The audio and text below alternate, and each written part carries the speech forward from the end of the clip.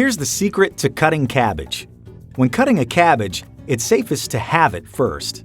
Then you can place the flat side on the cutting board to make further cuts easier. It's important that you use a large, sharp knife. Begin by removing any broken or dirty cabbage leaves. Cut it in half lengthwise from the top to the stump of the cabbage. Do this carefully, as the cabbage will be unstable.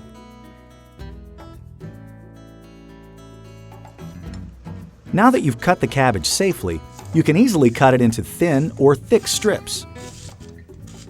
Cut out the hard core, which won't be used. You can also cut smaller strips by cutting the cabbage in half again. This way, you can more easily remove the hard core and cut the rest of the cabbage into strips. To cut a cabbage into small pieces, cut into it vertically, as you would do when slicing an onion. Cut it a few times for larger pieces and several more times for smaller pieces. Next, cut it into thick or thin strips that will fall apart on their own. You can use these for a stir-fry or coleslaw.